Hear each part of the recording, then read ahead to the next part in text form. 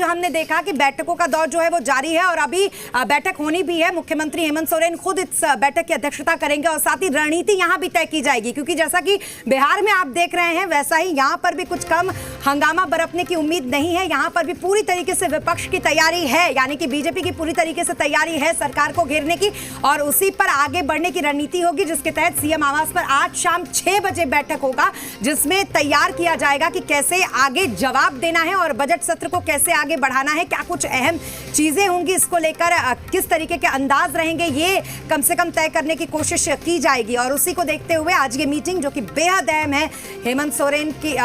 इसकी अध्यक्षता करेंगे और साथ ही रणनीति की तैयारी इस मीटिंग में हम देखेंगे।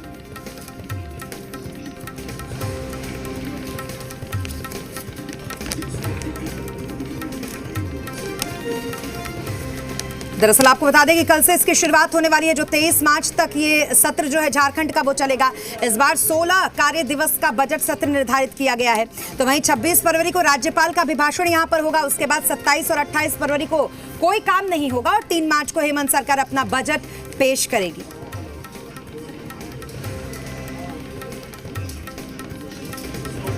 तो वहीं आपको यह भी बता दें कि 26 फरवरी से शुरू हो रहे झारखंड विधानसभा के बजट सत्र को लेकर तैयारी शुरू हो गई है। इसे लेकर विधानसभा अध्यक्ष रविंद्रनाथ महतो ने डीजीपी और विभिन्न विभाग के सचिवों के साथ तैयारी की समीक्षा की। बाद में विधायक दल के नेताओं और प्रतिनिधियों के साथ बैठक की।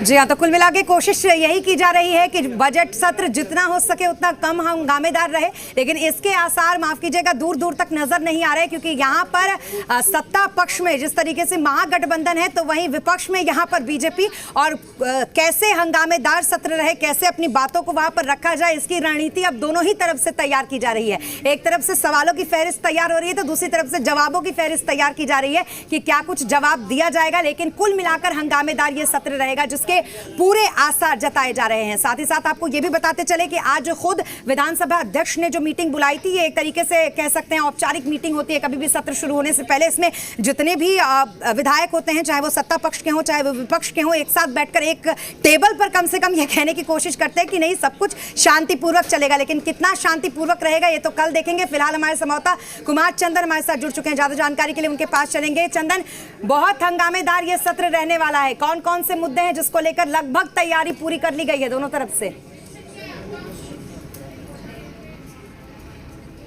देखिए, बिल्कुल सत्ता पक्ष हो या विपक्ष, दोनों तरफ से अपनी तैयारी हो और ये जो बजट सत्र है निश्चित तौर पे हंगामेदार होंगे और इसकी पूरी संभावना बनी हुई है, क्योंकि सबसे तो इम्पॉर्टेंट मुद्दा अगर जो बीजेपी के पास है या विपक्ष के पास है वो एक तो कि अभी तक बाबूलाल मरांडी को सदन में नेता प्रतिपक्ष का दर्जा नहीं मिला है। इसके अलावा जो विपक्ष नहीं सत्ता पक्ष की तरफ से कह लीजिए कांग्रेस लगातार किसान आंदोलन को जिस तरह से अलग अलग जिले में हवा देने की कोशिश कर रहा है, इसके अलावा अभी हाल ही में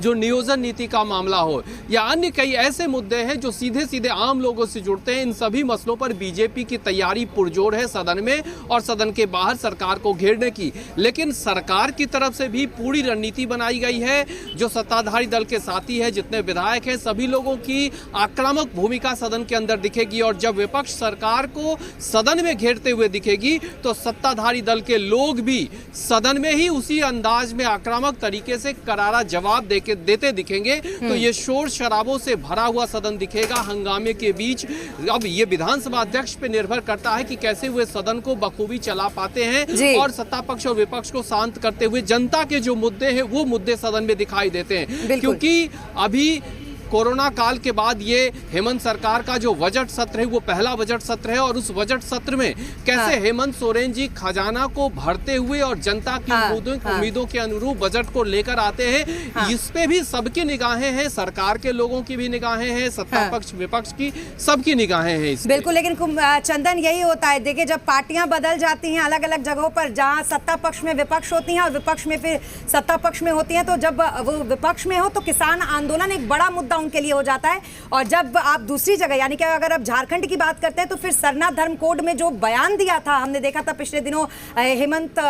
सोरेन ने जिस तरीके से उन्होंने आदिवासियों को ये कहा था कि वो हिंदू नहीं है, तो हो सकता है कि ये बड़ा एक मुद्दा हो जिसको विपक्ष भुनाए। कई ऐसे मसले हैं जिस पे विपक्ष सरकार को ही सदन में घेरती नजर आएगी, लेकिन सरकार की तरफ से भी पूरी तैयारी की गई है और एक आक्रामक भूमिका जो है, चाहे वो सरकार के जो मंत्री हैं उनकी कह लें या बाकी जो विधायक है सत्ताधारी दल के, सभी लोगों की भूमिका है, क्योंकि सरकार या सत्ताधारी दल सदन में ये पूरी तरीके से दिखाने की कोशिश करेगी कि सरकार के विधायक एकजुट है, सत्ताधारी दल एकजुट है और विपक्ष के सामने कम से कम सदन अगर विपक्ष बाधित करने की कोशिश करती है तो उसका जवाब दिया जाएगा। लेकिन सबसे इंपॉर्टेंट ये है कि बीजेपी या एजेएसयू या जो विपक्ष है वो सकारात्मक भूमिका के साथ सदन को कैसे चलाने में अपनी भूमिका निभाते हैं, क्योंकि मुद्दे तो हैं और इसके पहले के रिकॉर्ड को देखें तो पिछली जब सरकार थी तब भी सदन बाधित होता रहा है मुद्दे पर। जब विपक्ष कोई भी वो सरकार को लगातार जब बिल्कुल घेरती है वो तो उसमें विपक्ष का जनता के काम है और मुद्दे, यही उनके लोकतंत्र की स्वर जो है वो खूबसूरती है।